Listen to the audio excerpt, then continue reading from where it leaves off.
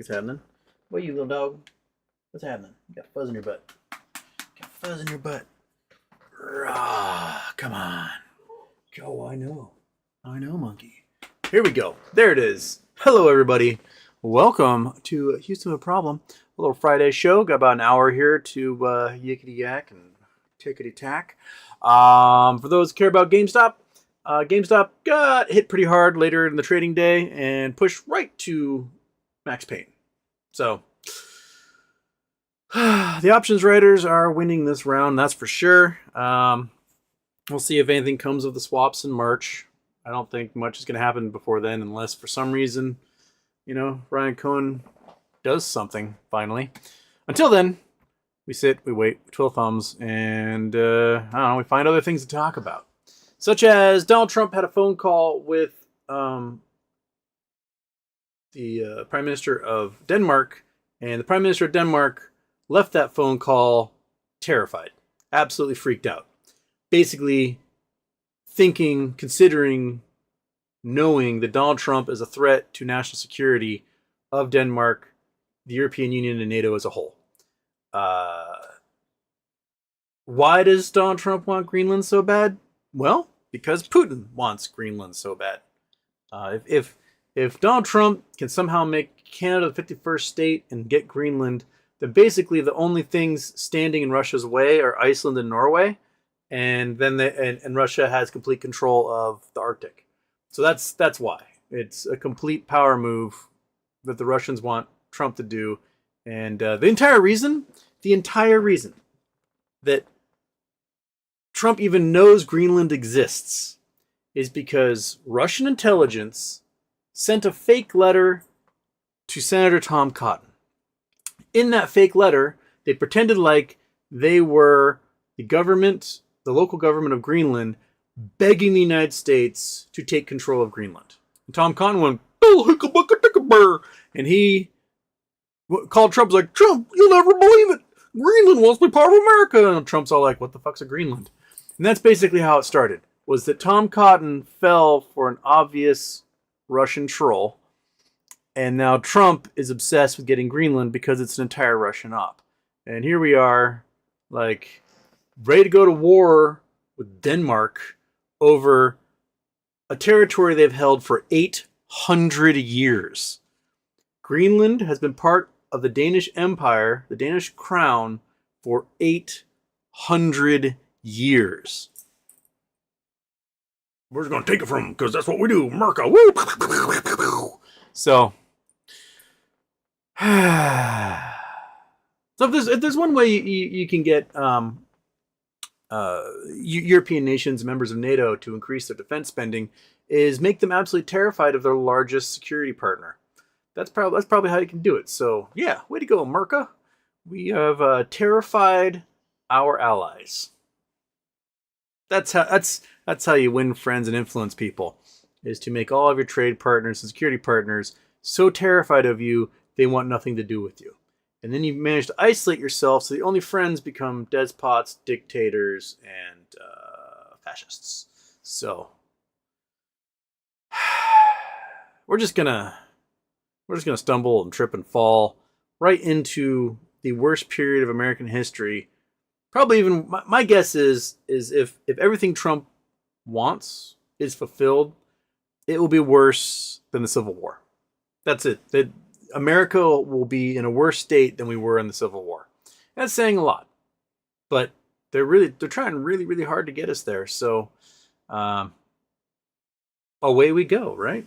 We have nothing but happy notes for the next 4+ years on this show. It's just eventually there's gonna be some flames in the background, and like patchy beard and wearing like a barrel or something, or burlap shirt. I don't know. Meh.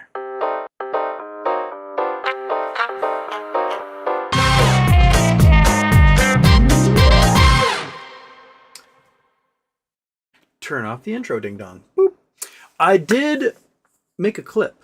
I figured out how to make a clip. It took me quite a while. It's not the easiest way to pinpoint exactly especially with long videos. It's really hard to find the exact moment to make that clip inside the YouTube editor. But I clipped my Elon rant from yesterday and I posted it. So Hey, old dog, new tricks. I don't know. Click on that. Relive the moment, the magic. Maybe it will hit trigger the algorithm, and other folks will be like, hey, let's go check out that Houston Wade guy. But that angry as a fist. Stubby Ham was first. Hey Houston, great stream as always. Cat upside down, pig ears for everyone. Happy birthday. We could do pig ears. The doors close. The kitten is in full-blown heat and trying to seduce everything in existence, making mournful all over the house while like rubbing her body on things and squirming like a worm. And I want to punt her like a football right now. I forced my roommate to schedule her to get her giblets out on Monday so that she will stop doing this. It's not my cat, man. Get her off of me. My cat's nards are gone. He can't do anything about it from the get-go, man. So hopefully her giblets will be out Monday afternoon. Pick her up Tuesday, Wednesday, I don't know.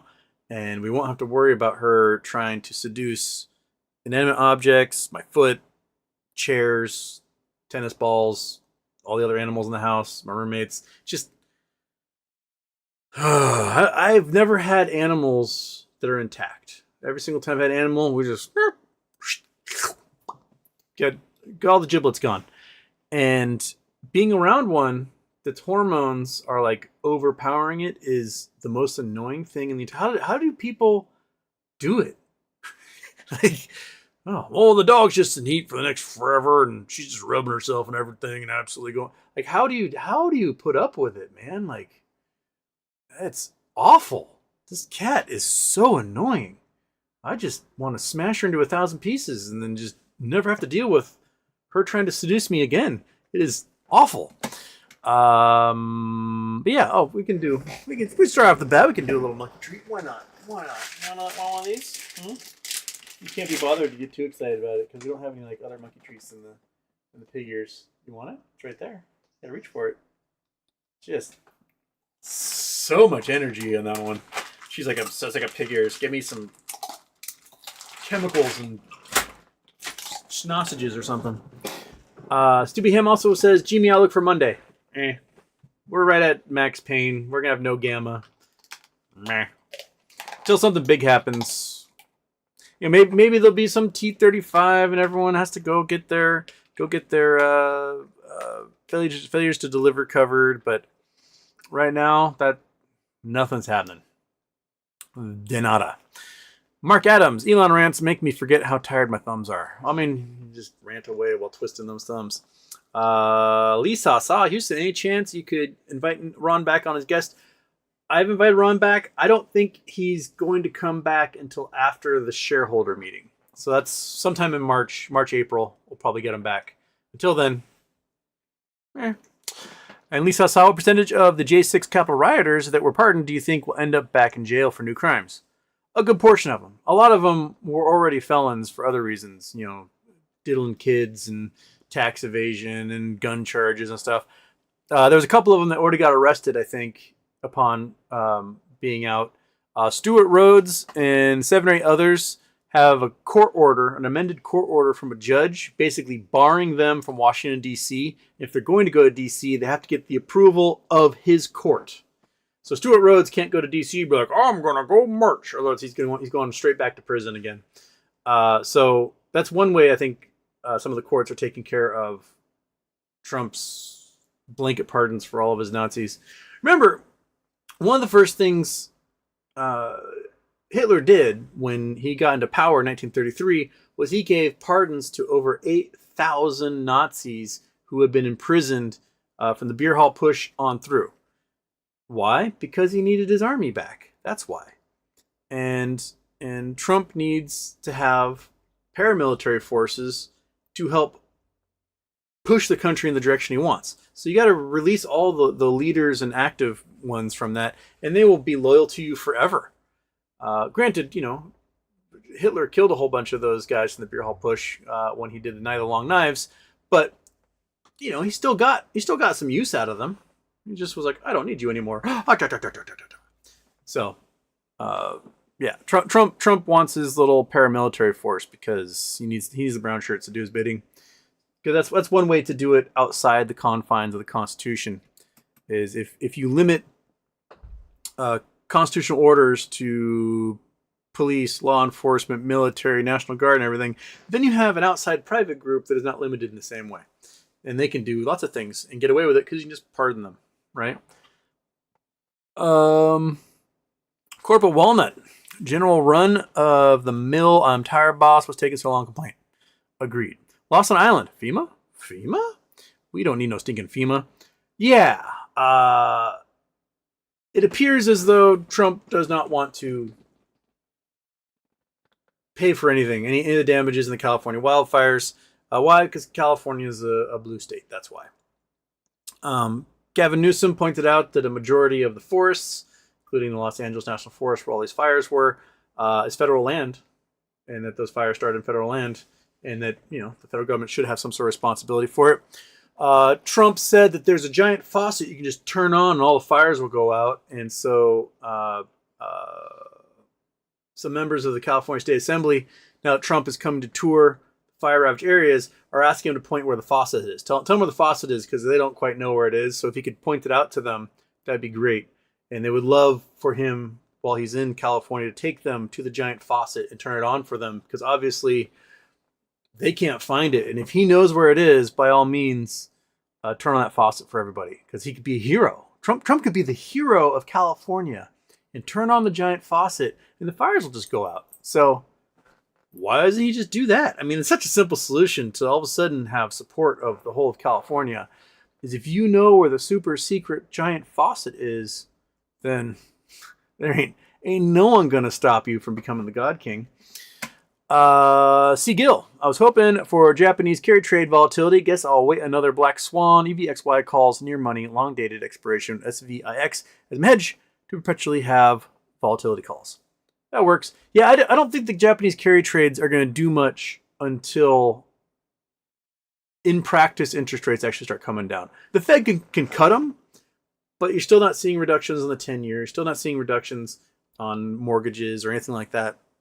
Part of the problem is that the market is doing so well because it's just inflating, right? It's just because there's all the rich people have to put their money somewhere. So the SPY goes up, the Dow goes up, everything goes up, and it's performing so much better than any bonds that no one wants to invest in bonds. If you can get 25% on the market, why would you invest in bonds that'll give you 5%, right? So the Fed can cut the rates, but then no one will bother buying T-bills. If no one's buying T-bills, you have to make the T-bills more interesting to investors. So you have to raise the rates that you're going to pay out on those things. And that's the only way to get them to invest in those T-bills. So until the market is doing so poorly that it looks like the safety of T-bills are the way to go, you won't see the rates drop on those T-bills. So we're going to wait. We're going to wait. Chris Taylor. Hi, happy Friday. I'm glad there is an early show today. Yay, go Birds. Yeah, who's going to be Super Bowl? I totally thought the Ravens were going to go all the way this year, and man, they were fumbling and throwing interceptions left and right last week. So, Buffalo? I think Josh Allen has it. He was my quarterback for my fantasy football league. Got me second place. Maybe Josh Allen. I don't know. Blah blah blah. Roseman somehow slept 14 hours but woke up just in time for the show. I've had good sleeps like that. Like you need it. And you sleep, and you sleep, and you sleep, and you wake up, you're like, oh, what is it, like 10 a.m.? And it's like 5 in the evening. You're like, oh.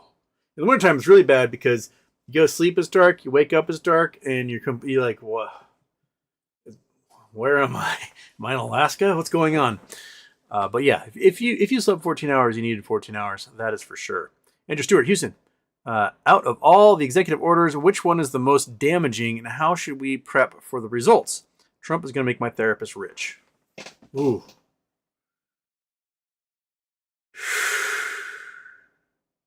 We got a lot of them.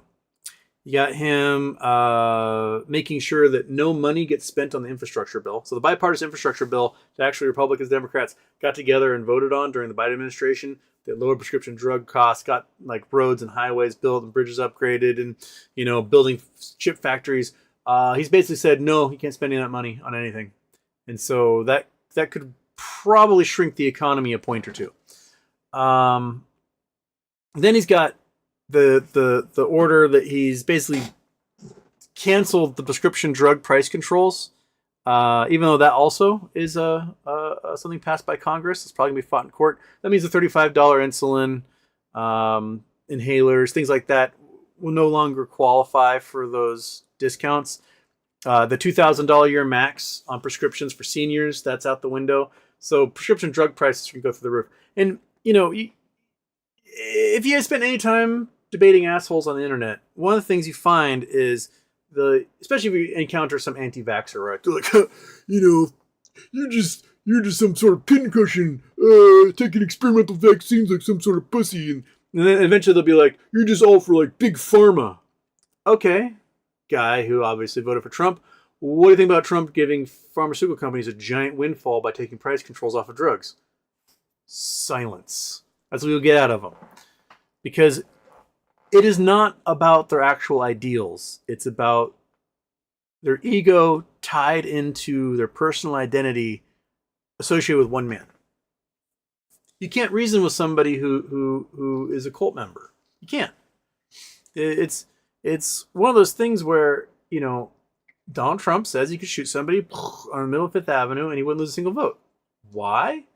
Because the people, their egos are so fragile and they cannot possibly admit that their God King did something wrong. So if their God King does anything, then obviously there must have been a good reason for it. Otherwise, they can't be that gullible, right? They're geniuses. They're so smart. They can't possibly fall prey to a manipulator and a con man. That would never happen. I'm too much of a brilliant genius to have mistakenly put my entire faith into this career criminal. I wouldn't be that stupid to do that. Therefore, he must have had a really good reason to shoot that guy on Fifth Avenue. He must have a really good reason to rug pull me and destroy my savings. He must have a really good reason to deport my wife. He must have a really good, they will justify everything, and until it's too late. And you see some of that realization coming up on social media where they're like, I didn't know he was going to deport my family. Well, now I'm really upset. I'm like, buddy, we were explaining that to you for 4 years. And you just refused to believe it until it actually happened to you. So, the sympathy is not there. I am not sympathetic to your cause. You got exactly what you voted for. So, enjoy those leopards eating your face, man. Enjoy it. Enjoy it. Other ones went through the removal of birthright citizenship, which is probably a foundational aspect of the 14th Amendment. If you are born in America, you are an American. Simple as that. It's a really cut and dry. Yeah, there are people who make anchor babies and things like that. Okay. All right, then, we wouldn't have our wonderful Vivek Ramaswamy. We wouldn't have Donald Trump, whose mother was Scottish. Or his children, whose parents were from Slovenia and crap. So, okay. You get rid of birthright citizenship. Then how is anybody born in America a citizen? Is every baby going to have to go through some sort of trial by fire to guarantee the Americanness of their parents before they could become an American citizen? One of the things that Republicans want to do is eliminate the ability of Native Americans, the people descended from the original inhabitants on this continent, from being American citizens. Totally negating the fact that we have the American Indian Citizenship Act, which was, 1922 or something, this codified into law. They're upset that Native Americans get to be citizens of their tribe as well as citizens of the United States of America. Okay, well, why aren't you upset that Melania Trump is a citizen of Slovenia as well as being a citizen of the United States of America? Doesn't seem to bother you that, what was that fat fuck? Oh my God.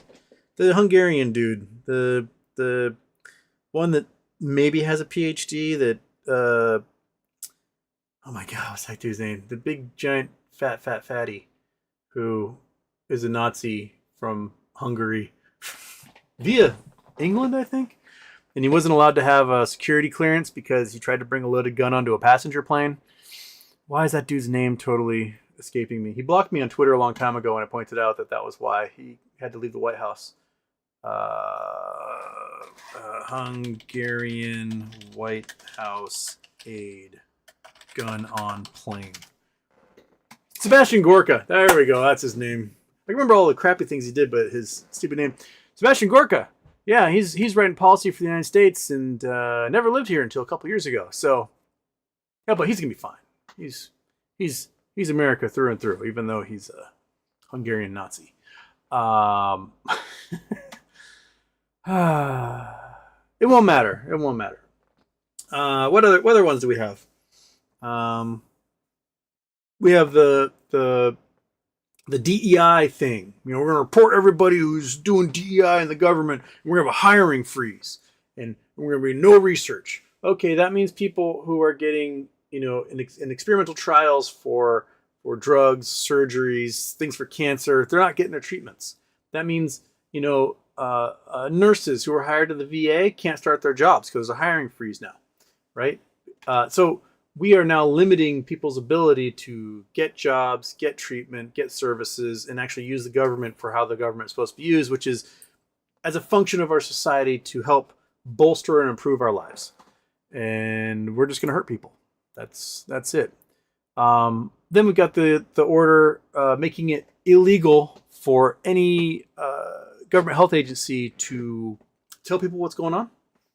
So if say Ebola somehow shows up on a bunch of broccoli in a grocery store in St. Louis, and people have hemorrhagic fever, and they're bleeding from their eyes, the CDC is not allowed to announce that.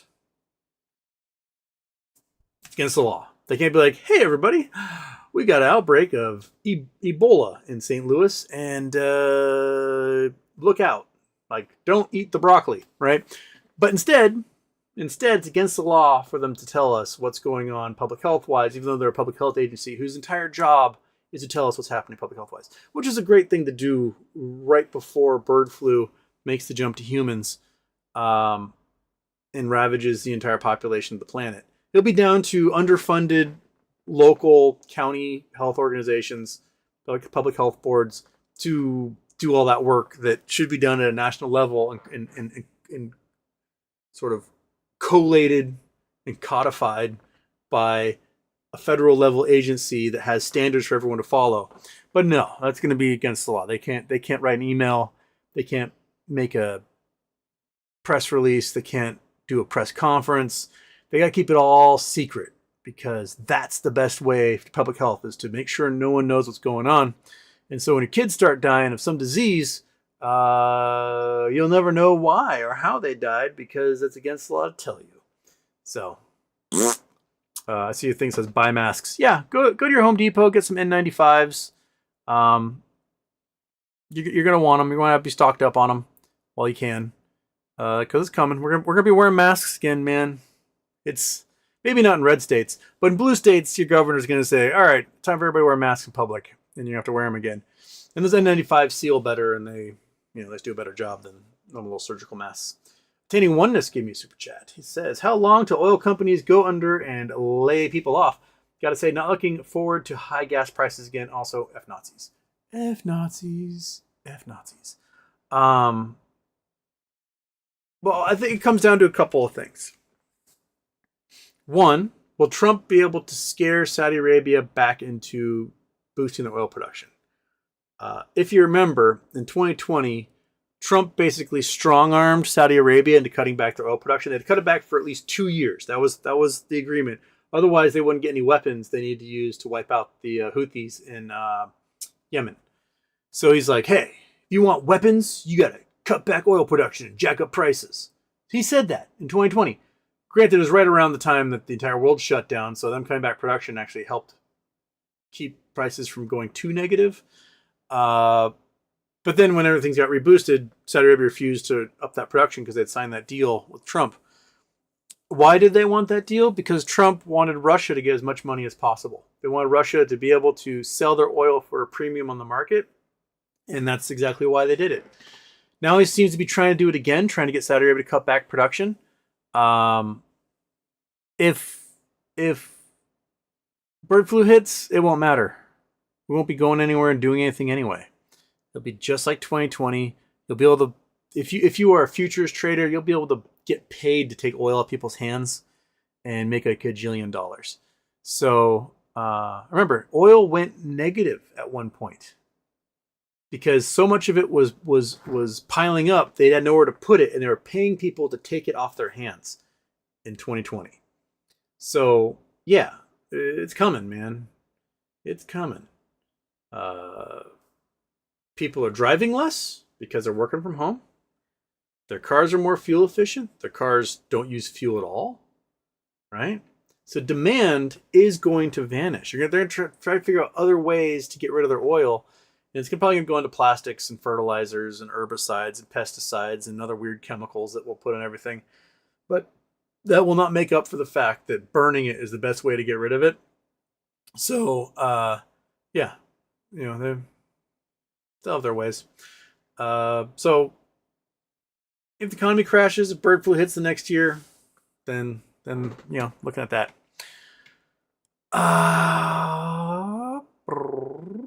Chris Taylor, I'm really getting bored with my meme stonks. Lend me some hope, friends. Thanks. I think the hope we have to rely upon is for Ryan Cohen to actually do something. I do think 4 years ago, Ryan Cohen was kind of an outsider in the Billionaires Club. That people didn't quite know who he was. He was like a flashy one-off, and then he boosted the value of GameStop and kept it up there. And it has been borderline blue chip ever since as a mid cap. And since then, the Billionaire Club has opened their arms and brought him into it, and that he is not the renegade that he was 4 years ago. He's now an insider in that Billionaire Club. He's hanging out with them in luxury boxes. He's going to the, backstage at the Trump rally at Madison Square Garden. Has little inside jokes with other billionaires on the internet. Like, he's not the outsider that he was. He's now been fully embraced by the billionaire class. And, if he does not reclaim his outsider roots and do something, the entire retail is going to leave him, right? Because they're gonna feel stilted. These are people who've been putting off surgeries, hoping to finally buy a house, trying to pay off debt, trying to get the health care they need, trying to help the folks and their families, and they've been waiting and waiting and waiting and waiting. And we had 2 opportunities in the spring to go absolutely crazy and to have MOAS and to have our win, and twice he diluted. Oh, it's for merger acquisition. Okay, then do a merger acquisition, man. Clock's ticking, dude. Clock's ticking. Do something. We went through an entire presidential administration, and nothing's happened. Do something. I'm sick of waiting. Everyone's sick of waiting. Our thumbs are just nubs now, trying to twiddle away, just bloody stumps. We don't have the privilege of being worth $4 billion and having waterfront homes in Miami and flying on our private jet places. We don't have that privilege, dude. Like, think back. Think back to when you didn't have that privilege. How great would it have been to have your investment pay off? Oh, it's fantastic, right? So reward your shareholders. Reward them with something. Reward them with dividends. Reward them with a merger acquisition. Reward them with MOAS. Do something. Anything. Anything at all. Just a crumb, as Derek Horse would demand. Attaining Oneness also super chats. Also, if these ice raids continue, be prepared for crops rotting in fields. Pretty bleak. Yeah. Another great thing to do is absolutely make sure that there's food insecurity for your population. That always bodes well for the regime, is when people can't get the food they need. It's a great way to ensure that you don't hang upside down from a bridge. Because if folks love nothing more, it's to pay a wheelbarrow full of cash for a loaf of bread. That's always meant really great things for the regime in charge. Yeah. Alex Bishop super chats. The merger acquisition is going to be something very disappointing. I don't doubt it. He bought a lot of DJT too. I don't know if he bought a lot of DJT. If he did, I point out again, like, is a McDonald's franchise in the middle of Wyoming off of I-80 worth $14 billion? If your answer to that is no, then DJT is not worth $14 billion. But if buying DJT gets you billions of dollars in government contracts, then it might be worth it, right? I don't think GameStop is in any position to seek out government contracts for anything because they're a video game retailer. And video game retailers generally aren't in the position to render aid for a bid on a government contract. Like, you know what? GameStop's going to take over the cleanup of the Hanford nuclear waste site because they won the bid on it. That's not really something that they're geared to do. GameStop is going to construct the new bridge across the Mississippi River. That's not really something that they've got skill or training or history of doing. Are they going to provide bullets to the army? Are they going to provide forklifts for government warehouses? Like, how would GameStop buying a whole bunch of DJT get them somewhere in this grafty economy that we're creating? I'm not quite sure, but it better not be something super disappointing. Like they went out and they bought, all the shares of KB Toy Hobby or something. Like, make it real, man. Just do something rad. You've had the time, you've had the money. People like me, people like you have been throwing ideas out there on YouTube videos and Twitter and Reddit. There's 100 different ways you can do something awesome, and you've not done any of them. Kind of half-heartedly, they'll be like, well, maybe we'll do a little NFT crypto. Oh, no, we canceled that whole thing. Oh, maybe we'll do... And then there's womp. Like...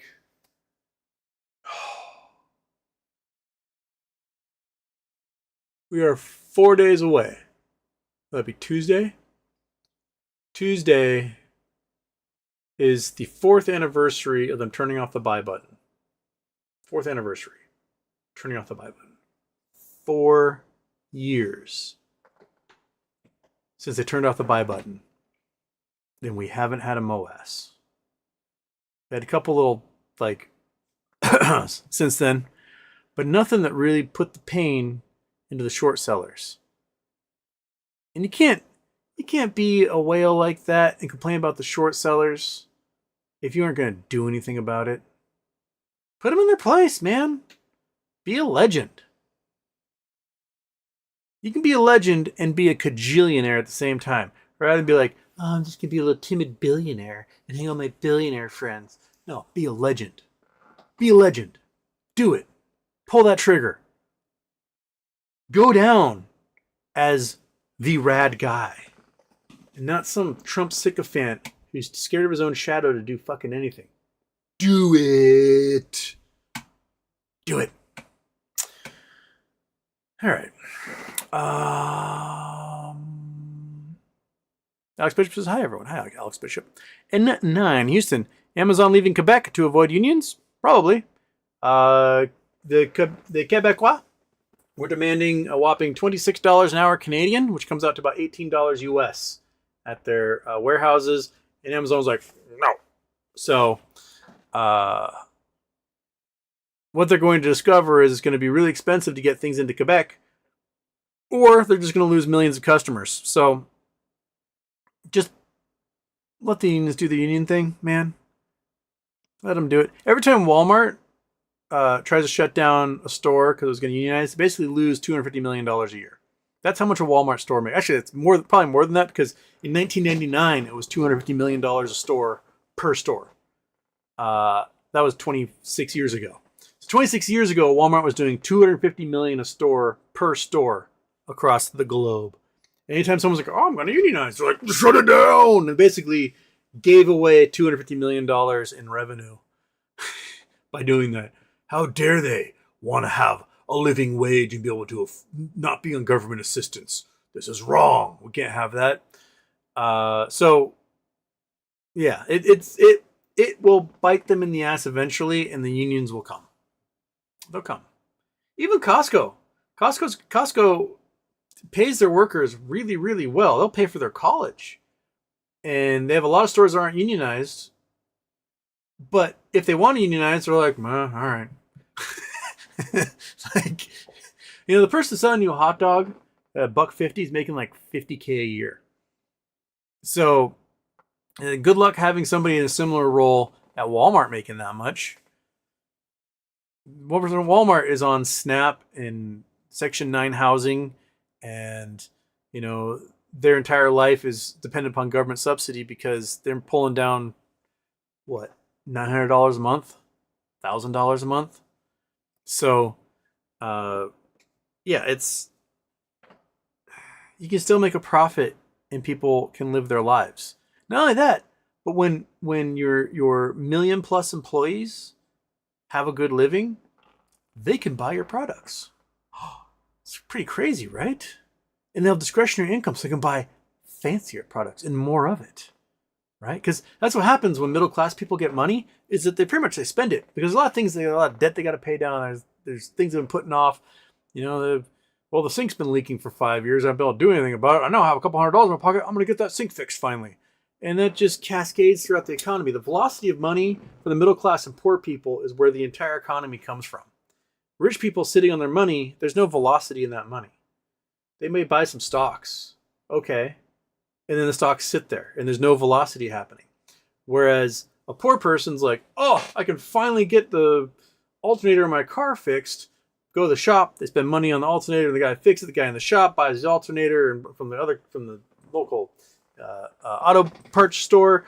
The guy gets paid to put the alternator in there. He's got some cash in his pocket. He goes out there with his friends. They tip the waitress. The waitress got that cash. She's able to pay for the babysitting of her child and go out and get her hair finally cut. And then the babysitters got their money and they're buying candy. And then the hairdresser gets paid their money for the hairstyle they did, and they're able to finally, get new tires on their car. Or something.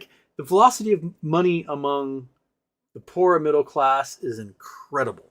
The velocity of money among rich people is non-existent. They're job creators. The fuck they are.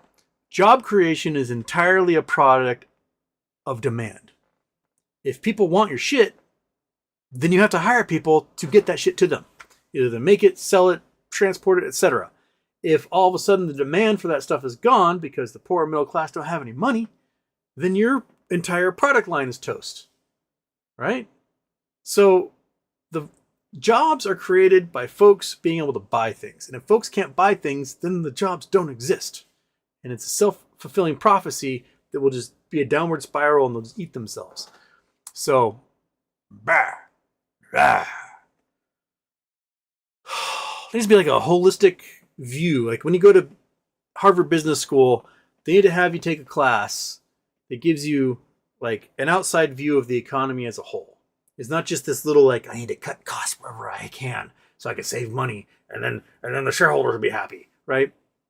Because that has, if everyone is doing that, if everyone's this little isolationist company doing that, then the entire economy as a whole becomes disconnected from the shareholders. The shareholders are the rich people who already have money. Who gives a shit, right? People are doing rough right now, but the Dow is flying through the roof. There's this huge disconnect between what's actually going on and what we're seeing is the economy. And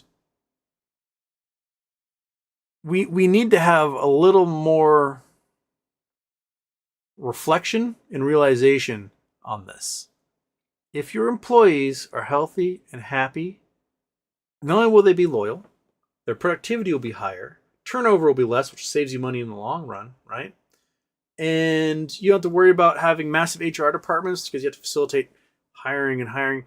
Walmart has something like 120% turnover every year in their stores. How can that be? That's because people work there, and then after like 2 months, they're like, fuck this, and they leave. And another person gets hired. 2 months later, like, fuck this, and they leave. So you're hiring multiple times for the same position over and over and over and over and over and over and over and over and over. So you got to spend the time training them, right? You got to invest thousands of dollars and hundreds of man hours into making sure that person can do their job. After a couple months, they're like, and they leave, and you got to do it all over again. If you go to a restaurant that has high turnover, it will be one of the worst experiences in your consumer life. Because no one in that restaurant has been around since the beginning, so they have no idea about the history of the place. They have no idea about what it should be like. They got hired, they're getting trained by somebody who's been there for 2 weeks, still doesn't know what's going on, right? They don't know anything. The people in the kitchen know how to make anything because they've only been there a little time. And the manager's yelling at them, the chef's yelling at them, the owner's yelling at them. And they're like, I can get a kitchen job anywhere, and they leave. And then some other new schmuck comes in, and that restaurant will die, right? What Walmart's got going for it is that in most places, it's the only restaurant in town, right? They come in, the entire downtown gets drained because they undersell everybody in all the little shops downtown. So those go away. And then once the downtown is completely ravaged and there's no other competition, that's when Walmart raises their prices 15%. And then it's the only thing in town, so you have to go there. You have no choice, right? And anyone tries to come along to compete, Walmart just prices them out of existence again. So that's how they win. It'd be like you have a restaurant and you treat everyone really well, and the prices are reasonable, and the staff is loyal, and the minute they put all the other restaurants in town out of business, they cut the pay of the staff in half, start treating them like dirt. And if you want food, well, it's the only place you can go. So I guess you have to go there and have the horrible experience with a bunch of angry poor people. And that's the Walmart method. That's what they do over and over. So yeah, everyone join a union, dude. Everyone do it. My pay, non-union teaching, $2,000 a quarter per class. So I work for 3.5 months teaching a course. I get $2,000 for it. Union, I get $6,000. I get paid 3 times as much, and I pay a whole $50 in dues for that quarter. So in order to make $4,000 more money, I got to pay $50 to the union. Oh no. How dare they? Right? So unionize everything. Get those unions out there. If you are a truck driver, join Teamsters. If you're working in a warehouse, join Teamsters. If you're working in a hotel, join UFCW. Grocery store, UFCW. If you're United Auto Workers, if you're building cars or parts, just join your unions. Join them all.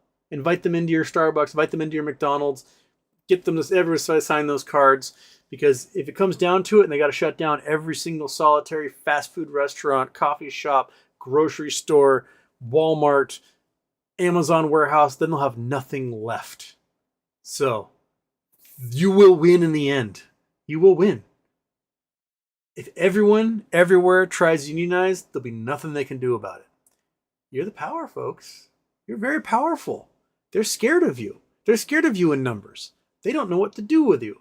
If all of a sudden everyone goes, I have class consciousness, it's the end of them. Right? They don't know how to handle it. So yeah, join those unions.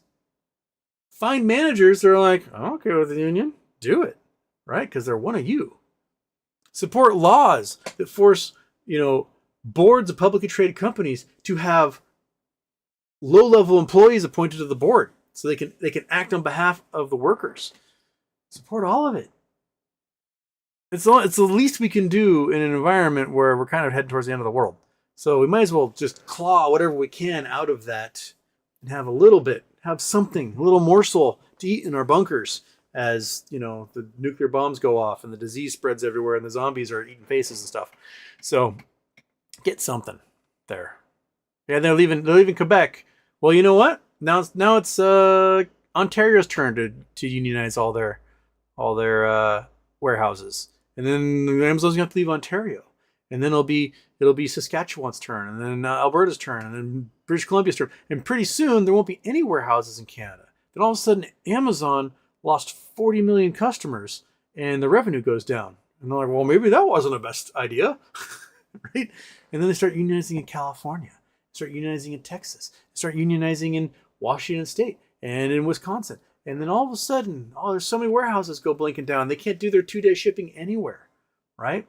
There's no orders don't go through. There's no one left to process orders.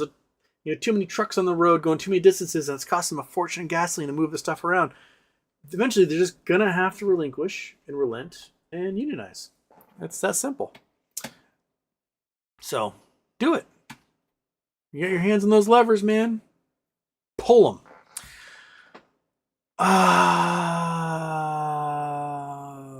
Lexington Productions, Houston.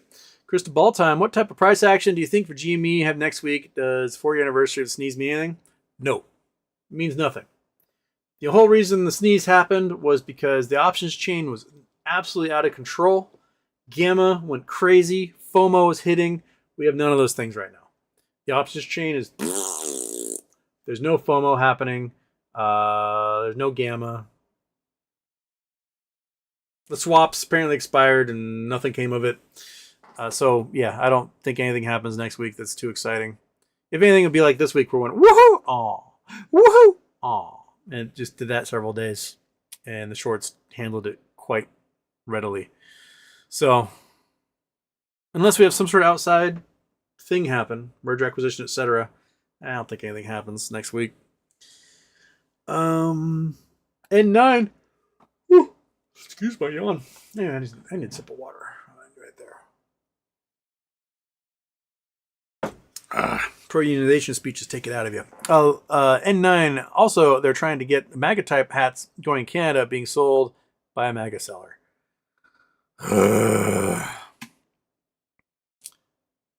Every single person who wears a MAGA hat in Canada is definitely someone that wants Canada to be the 51st state, and Canada has my permission to treat them like the enemy. Andrew Stewart, Houston. You talk about Curtis Yarvin's crap, but never rant about the Powell memorandum. He was the OG. Powell memorandum. I don't know the Powell memorandum. Powell memorandum, tech American Free Enterprise. Lewis Powell, corporate blueprint. Powell memorandum on August 23rd, 1971, less than 2 months before he was nominated to serve as Associate Justice of the Supreme Court, United States, Lewis F. Powell Jr. mailed a confidential memorandum to his friend Eugene B. Snyder Jr., chair of the Education Committee of the U.S. Chamber of Commerce. The memo was titled Attack on American Free Enterprise System and outlined ways in which businesses should defend and counterattack against the broad attack from disquieting voices. Initially, the memo was viewed and praised by a select few within the chamber. That all changed on September 28th and 29th, 1972, when the leaked document was the topic of negative treatment in syndicated newspaper columnist Jack Anderson's Washington merry-go-round. With quotations from the document now public, the chamber published it in full in Washington Report, the chamber's newsletter. An off-print of the memo was made available to anyone requesting it from the chamber. Interest in the memorandum was revived in the early 1990s. The Alliance for Justice's 1993 report, Justice for Sale, mentions it prominently. The case for the memo being a seminal document in the neoconservative movement in the U.S. was made in 2000 with the publication of John B. Judis's The Paradox of American Democracy. The internet became a medium for access to the memo and for posting articles about it. MediaTransparency.org was one of the first worldwide websites to feature the memo, as was the official site of the U.S. Chamber of Commerce. Today, the memo is both called as having changed America and scorned as being far out of touch with the concerns and the structures of the current right. Whatever its influence, it has been and remains today the single most requested document in the Lewis F. Powell Jr. papers. On the 40th anniversary of its creation, the Powell Archives has here assembled links to the memo and related documents from the Powell papers. Lyman Johnson, Robert O. Bentley, professor of law at Washington and Lee University School of Law, also wrote this piece in commemoration. Okay, so this is from Scholarly Commons, Powell Memos, something or other at the Washington School of Law. So what is the actual memo? The memo. Okay.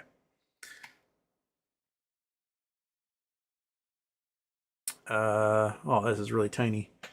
Why can't you give me a large screen? Okay, I'll just download it and I'll read it from there. There we go. Okay. Now, blow it up, blow it up, blow it up so I can read it. There we go. Okay. This memorandum submitted at your request as a basis for the discussion on August 24th, Mr. Booth and others, the U.S. Chamber of Commerce, the purpose will identify a problem, suggest preventable avenues of action for further consideration. So how long is this thing? 4, 5, 6, 7, 8, 9. Oh, this is like 30 pages. 28, 29, 32. Okay, this memo is a long ass memo. I don't think I'm reading the entire memo. Not here anyway. Oh, this is okay. No thoughtful person can question the American economic system is under a broad attack. 1971. This varies in scope, intensity, and technique employed, and in the level of visibility, communism or fascism. Also, there's always have been critics of the system whose criticism has been wholesome and constructive so long as the objective was to improve rather than subvert and destroy. Okay, so he's starting off as like, hey man, you can criticize things as long as you're trying to improve the system. But anyone who criticizes it is like, this is bad, without options is also bad. What now concerns us is quite new in the history of America. We are not dealing with an episodic or isolated attacks from relatively few extremists or even from the minority socialists cadre. Rather, an assault on the enterprise system is broadly based and consistently pursued. It's gaining momentum and converts. Okay, so the deep state's out there. Sources of attack include the communists, the new leftists, and other revolutionaries who destroy the entire system, both political and economic. These extremists of the left are far more numerous, better financed. They were never better financed, and increasingly more welcome and encouraged by other elements of society than ever before. But they remain a small minority and not yet principal cause for concern. Okay, so like we have to watch out for the communists and socialists, but you know, there actually aren't that many of them to begin with. The most disquieting voices during the chorus of criticism come from perfectly respectable elements of society, from the college campuses, the pulpit, the media, the intellectual and literary journals. Oh, from the people who see the system and see that it's not working for everybody. That's where the problems are coming from. For my position as a professor at Washington Lee School of Law, people inside my own house are coming after me. Okay. Well, I'll read this whole thing and we'll talk about it next show. That'll work. It's long, so I'm not going to do it quite yet. But yes, I'm sure this Powell memo has lit many neocons' hair afire. Chris Taylor, Houston. Have you seen the Netflix movie Don't Look Up? It's a quirky satire-filled apocalyptic story putting modern politics with tons of good actors. I think you like it. Oh, Don't Look Up is brilliant. Absolutely brilliant. I can't remember actors' names. Jennifer Lawrence. There we go. I came up with it. Jennifer Lawrence's role as an astrophysics grad student nails it. Like you've got two types of astrophysics grad students. You have the autistic kind. We talked about those yesterday, who are just like, I really like stars. And then you have you have like a hipster cadre. They're like not quite goth, not quite emo. There's like a hipness and kind of a disgust towards the rest of society. She nailed it. Absolutely, like her character encompassed about 90% of the non-autistic grad students in astronomy and astrophysics. It was brilliant. To me, that was Academy Award worthy right there. But you know, the entire point of the movie was we have this impending doom. We know it's going to kill everything on Earth. And yet somebody is still so short-sighted that they're going to try and make a buck off of it, even though they can't spend that buck. That's basically what it comes down to. And yeah, oops. It's a fantastic allegory. I mean, it was written sort of pointing towards the end of it all via climate change, but it went much more like, hey, there's a giant rock that's going to hit us and kill everything on Earth. And everyone's like, no, there isn't, right? That's basically what it comes to. Like, no. And Then you have folks trying to make their buck off it, trying to get famous off of it. Like, oh, I will become an influencer when it comes to end of the world stuff. Then you have the folks that have a whole plan. Like, put this plan together. We're going to save the earth and everyone's going to live. And then they're like, but what about money? And then everyone just gets vaporized in the end. Yeah, it might cost us trillions of dollars to do something about climate change. Isn't spending trillions of dollars better than everything on earth dying? Seems like a no-brainer to me. Like, that seems pretty cheap. Because we spend trillions of dollars on jack shit all the time. We spent, what, $20 trillion on Iraq and Afghanistan? Okay. Like, what did we get out of that? Chaos in the region. And more terrorist attacks. Cool. That was money well spent. We could have had, public infrastructure and schools and kids getting fed and, But no, we blew stuff up. And then we made things worse, and we created generations of people who hate us. Fantastic. Just hit that one out of the park. So yeah, who cares if it costs trillions of dollars to make the world better? Then the world got better. Oh no. And guess what? Velocity of money. You spend trillions of dollars making the world better, right? You're not just like lighting that trillions of dollars on fire. That trillions of dollars is going somewhere. It's going to people building levees. It's going to folks in factories building electric cars and turbines and solar panels and cold fusion reactors. It's going to construction workers building infrastructure for high-speed trains and electric maglev trains and, smarter airports and better airplanes. And like that money, that velocity money is going somewhere. It's actually generating more wealth than what it costs to put into place. But you're scared because you have an oil executive who's like, but I'll make a little bit less money at my company. Oh, darn, oil executive. Maybe you should probably try investing in alternative forms of energy if you want to make that money. Right? Diversify, bitch. It's not that hard. Everyone else has to do it. So why don't you? Right? There's more people building and installing wind turbines and solar panels today than there are working in the oil fields. There's more of them doing that than there are working. So wind turbines and solar panels are a larger portion of our workforce than oil fields in the United States, despite the United States being basically the largest exporter of oil in the entire world. We have more folks working in green industry than we do. Like, when I wrote my white papers in the first Trump administration, basically I made this whole prediction document, and I was like, this is what's going to happen.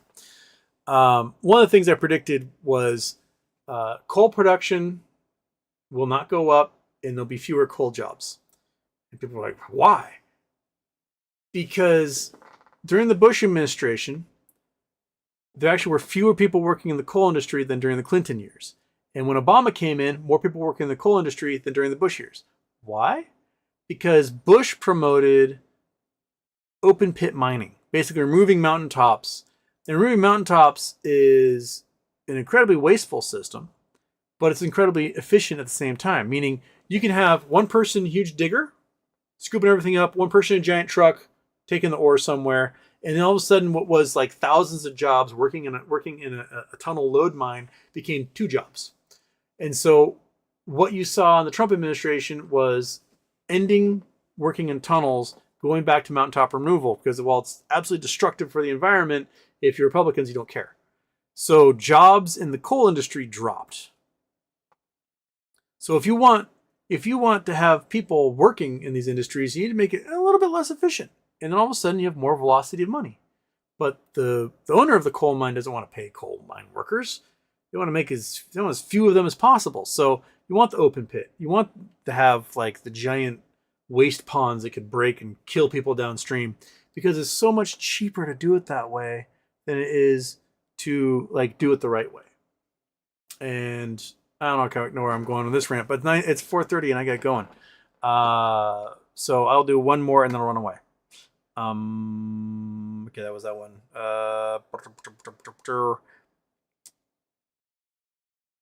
Blake's Productions, Houston, Crystal Ball Time. When do you think Roaring Kitty's next tweet is going to happen? In a month, somewhere around there. He's been about once every month or so as of late. So February, March, somewhere around there. Yeah, monkey butt. Say goodbye to everyone. Oh, pretty exciting. That dog is just so lively. I'll see you guys Monday. I might do some GeoGuessr this weekend, so hopefully I'll see you for that. I'm going to figure out how to do this whole dual cast thing. I don't know if it's going to work, but I'll try. Anyway, everybody, you have a great night and great weekend, and I'll catch you on the flip side. And look how light it is outside. Remember just a month ago, it was so dark when I'd end the show at 4:30, and you can see light on trees out there. It's pretty amazing. So.